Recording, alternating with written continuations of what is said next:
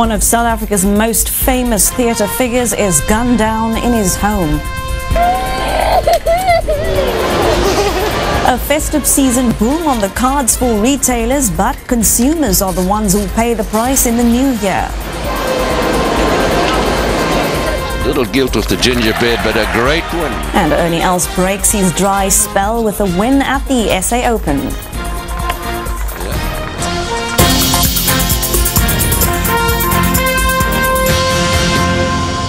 This is E-News Prime Time. A very good evening. One of South Africa's best-known theatre figures has been gunned down in his home. Tali Peterson was shot dead last night, apparently after he answered a knock at the door. Now, Peterson is known for his theatrical partnership with David Kramer that has spawned such international hits as Cat and the Kings and District 6. Shocked friends and family gathering outside the Peterson home, just minutes after a single gunshot rang out across the neighborhood. 3 armed men rang the doorbell just after 11 o'clock on Saturday night. Wearing balaclavas, they locked 6 family members, including a 1-month-old baby, in a separate bedroom and took Tali Peterson into the living room. They tied him up with tie straps and then shot him in the back of the head, execution style. Only small items were taken from the house. The 56-year-old South African music legend is best known for his international smash hit musical District 6, which he wrote with longtime business partner David Kramer. Peterson had just returned from London, where their latest hit, Guma, has opened. Speculation here outside the Peterson home is rife that this must have been more than a robbery that went wrong. The house is extremely secure. In fact, there's electric fencing and even surveillance cameras. So how did the attackers get inside? Did Peterson let them in when they rang the doorbell after 11 p.m? But that too is strange, as he had a very strict house rule: absolutely no visitors after 9 p.m. As forensic experts spent the day looking for clues, Cape Townians flocked to the Peterson home to console his family. Someone who has given so much to us does not deserve to have passed in this kind of way.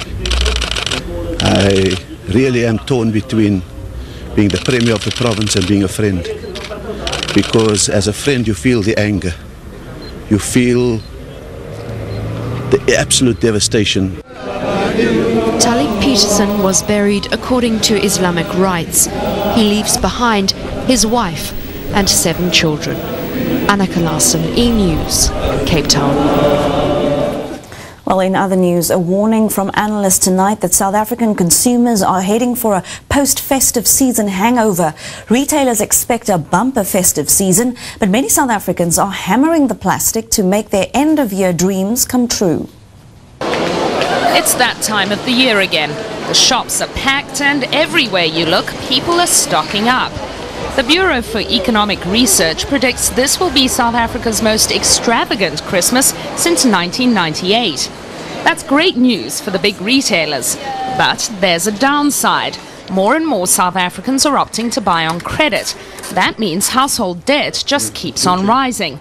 In fact, in October, Statistics South Africa recorded consumer credit at an all-time high.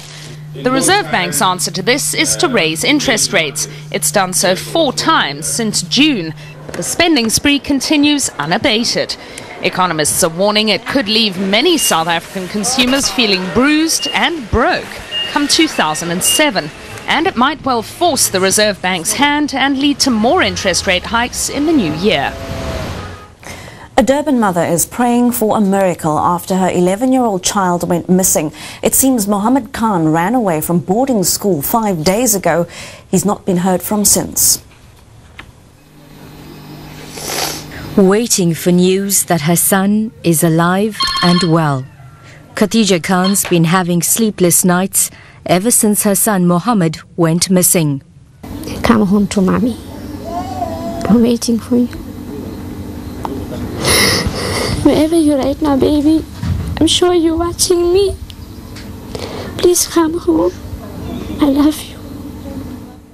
12-year-old Muhammad Khan was playing hide-and-seek with friends at this Islamic school in Karistan near Chatsworth when he disappeared last Wednesday.